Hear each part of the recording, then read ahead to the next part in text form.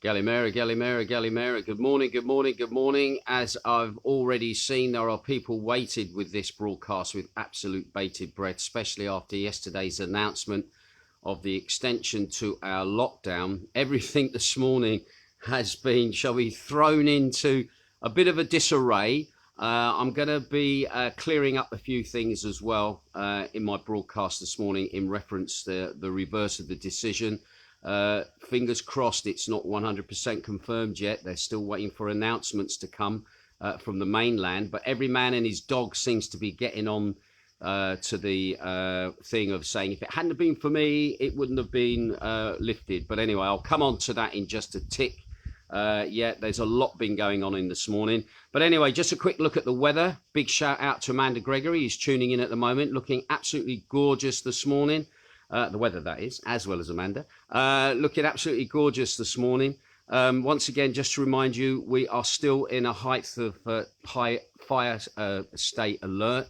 Okay, don't forget about that. Also, don't forget as well, we're not out of the woods yet as far as fire safety is concerned. So once again, just be very, very careful what you get up to throughout the day. Also, be aware, at the moment, there's been no word whether the Cat 4 fire alert state has been lifted.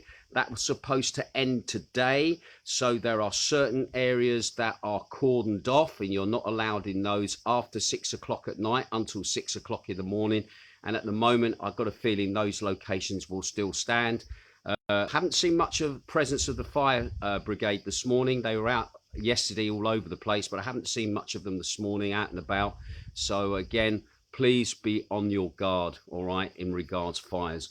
Right, so that's a little look at the sunshine at the moment.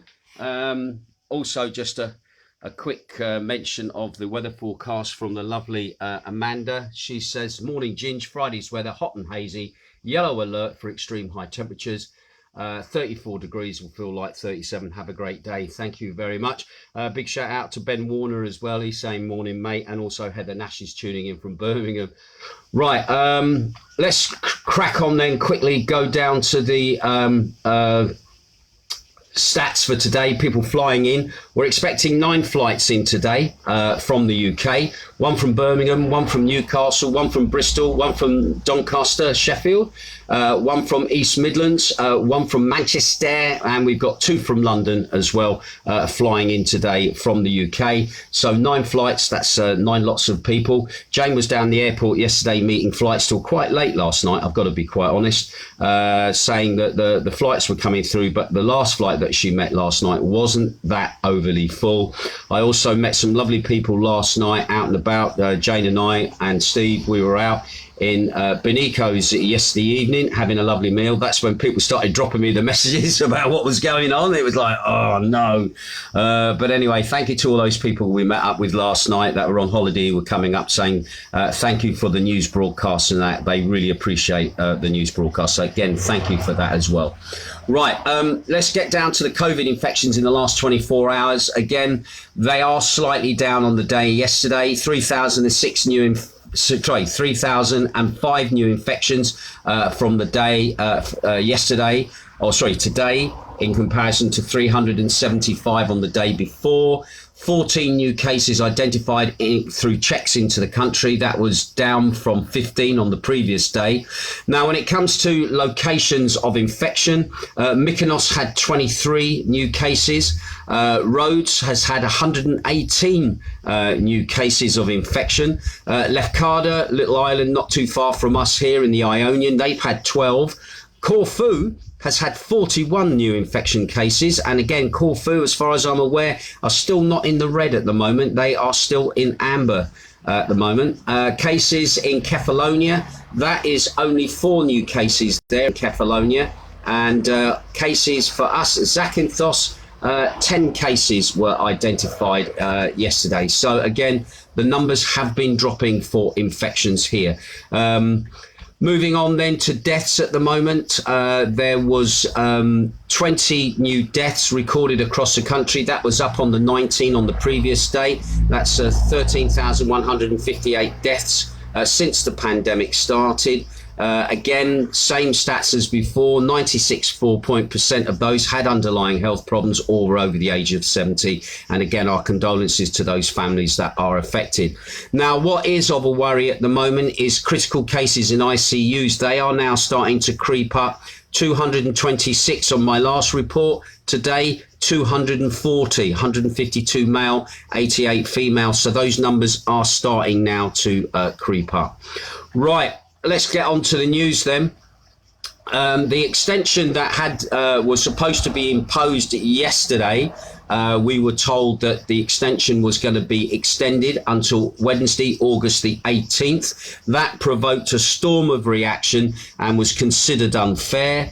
Anyway, according to press reports now I've got to be honest, I've been looking at both the Hermes newspaper, Irizita newspaper, Zanti 24, Zanti Times as well, and everybody seems to be claiming credit at the moment for the supposed overturn of this decision. All right, and I will get to that in just a tick. Now, according to press reports following communications between the Ionian Islands regional governor, Rodi Krastaris, with the government officials, and a strong argument based on the data involved. The data was reviewed and Zakynthos is coming out of the red.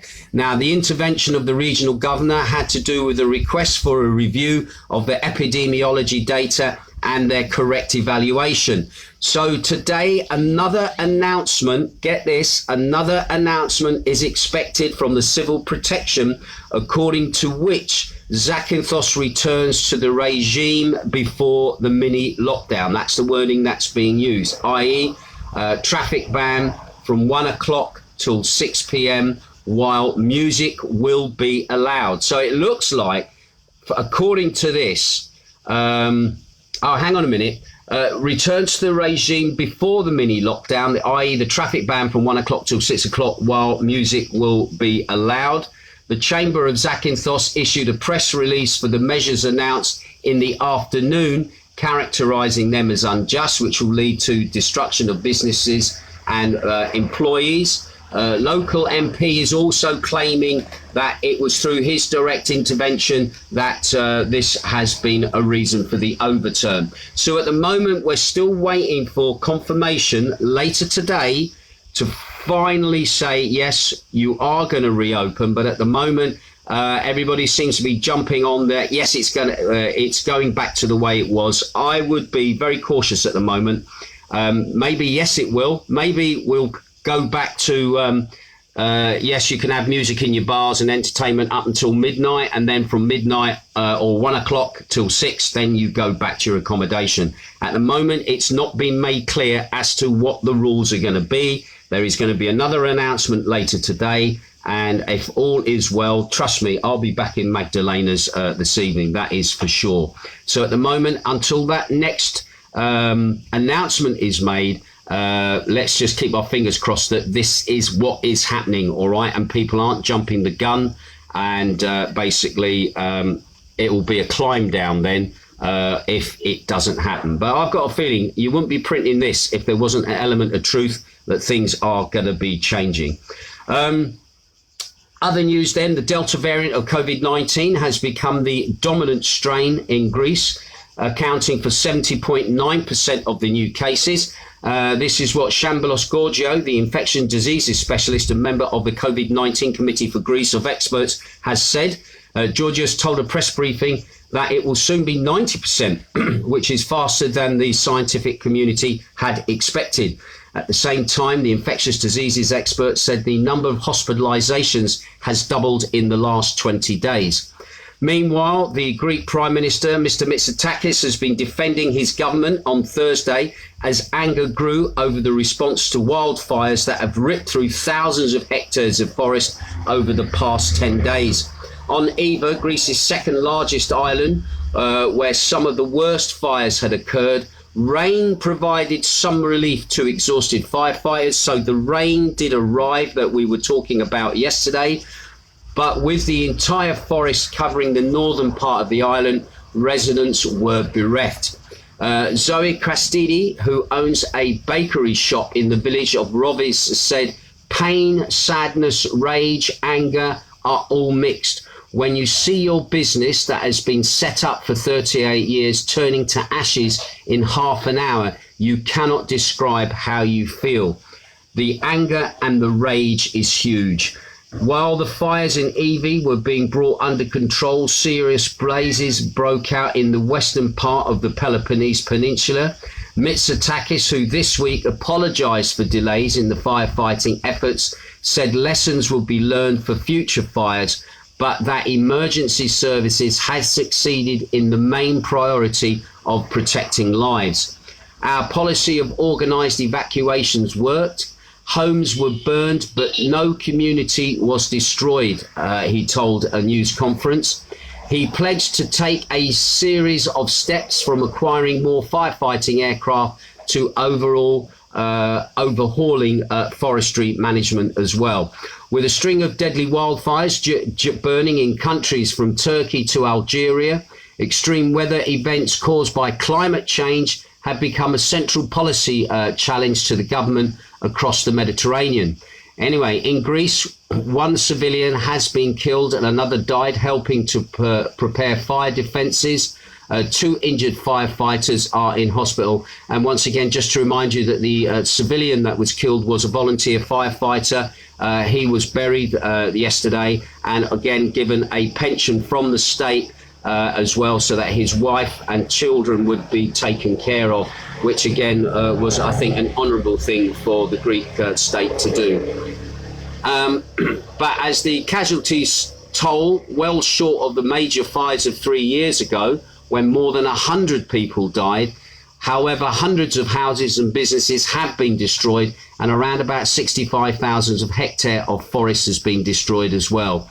Mitsotakis, who has authorised a €500 million relief package, promised swift payouts, but said the direct economic impact would be limited, and he remained optimistic about growth prospects for this year and the period up to the elections in 2023. So obviously what happened in the last elections was the Syriza government lost, and part of the loss of their power was basically because of the fires in that time before the last election, where 100 people had lost their lives.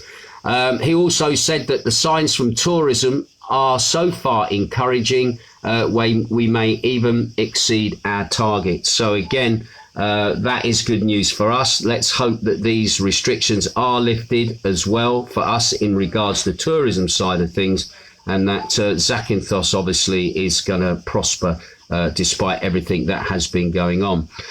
More information on the wildfires. The catastrophic wildfires, which started on August the 3rd on the island of Evia, have burnt approximately 446,582 hectares, and the National Observatory of Athens centres beyond said on Thursday. The figures was reached after analysing 4 different high-resolution images from the European satellite Sentinel-2 on August the 11th.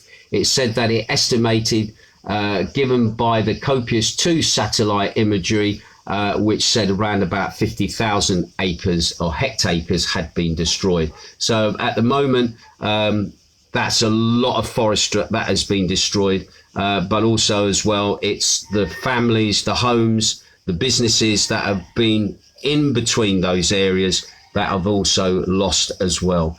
Another big story that's also made the local press as well as the national press. Hellenic police launched an investigation on Thursday after an officer shot and killed a dog that bit him in an apartment building in Athens. Anyway, according to reports, police received a complaint early Thursday morning about 2 dogs that were kept on the roof of the apartment building. 2 officers were dispatched to the building. When they reached the roof, one of the dogs attacked one of the officers and bit him on his right leg. In response, the officer fired at the dog. It was said that and it was in an act of self-defense. The dog was fatally wounded, while the officer was taken to hospital with a leg injury. So once again, we'll see what the outcome of that. And also, despite everything that's been going on, there was an anniversary yesterday, which I think a lot of people, I know myself, I kind of forgot about.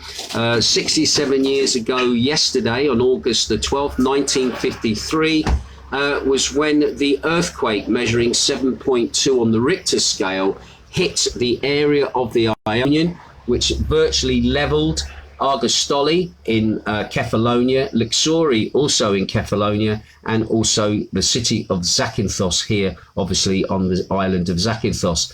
Now that's a milestone date in the history of Zakynthos, as after the catastrophe of the earthquake, there was also a huge fire which also erupted, which basically finished off what the earthquake had started in the way of destruction. And the reason for the huge fire was because under British rule back in the 1800s, we'd actually put in a gas pipeline in through the island, obviously to heat houses and lighting and everything else. And obviously that pipeline was still being used in the 1950s, and obviously once the earthquake had erupted, all these gas pipes then obviously broke open and caused a massive fire which swept through Zakynthos. Now it seems that more than 33,000 houses were destroyed in Zakynthos, Kefalonia and Ithaca, while the total number of dead from the earthquake rose to 455, the missing to 21, and the injured to 2,412. In the city of Argostoli, only 2 houses were saved. The ground floor mansion of the Gliteni Kosomos family and the house of Bretos next to the Korilango library. There were few buildings that survived in Lixouri, such as the nursing home and the mansion of Lafkos, while among the few remaining houses in Livos was the historic house of Lord Byron. Now in Zakynthos, the roads were closed by the ruins, scenes of horror from one end of the city to the other, but also villages with self-sacrifice. Many fellow citizens rushed to the ruins to rescue those trapped. The ship Alinos, located in the port, was boarded by the first 40 injured who were located and left for the hospital in Patra. The continuous seismic vibrations that follows caused the statue of Solomos actually to fall in the central square at the time in town. Now, the first fires erupted in the center of the city from a well-known shop of the time, and little by little and one by one, the buildings began to surrender to the flames. Now, the gratuitous shop in the already ruined state was given by the vibrations that also caused the imposing bell on the tower of St. Denis's Church to obviously fall as well. No house in the city remained standing except for the Church of St. Denis, the School of Amos, the First National Bank, and the Sarakina House, which is on today's Elavilos Square. All communications, believe it or not, to the island and with the outside world were completely cut off. So the port manager of Zakynthos was forced actually to leave and go to Kalini, and it was from there that he informed the state authorities about the magnitude of the disaster, and also the signal also transmitted the messages to the Athens newspapers, which published the first stories of what was going on. Anyway, in the evening, the ferry, the Limenos, arrived in Zakynthos with supplies. The ship was boarded by the MP at the time and the mayor, and late at night the Minister of the National Defence also arrived with a torpedo that was going to Kefalonia. Oh, that's interesting. Along the way, thanks to the presence of the Zakynthian governor, he approached Zakynthos. The late politician left at the beginning of the island all the supplies that the ship had, which was around about 100,000 drachmas for the first expenses. After touring the burning state, he then informed the government the next morning and then obviously left. Anyway, the first essential aid arrived on Thursday morning with the ships Kodtikis Togus and the Galkros, and includes medical and surgical equipment along with doctors and nurses. At 9 in the morning, a British cruiser, the Gambia, arrived, and a little while later, the commander of British Mediterranean forces, who was Lord Mountbatten at the time, arrived And in his first telegram, he describes the city of Zakynthos worse than that of Hiroshima after its bombing by the atomic bomb.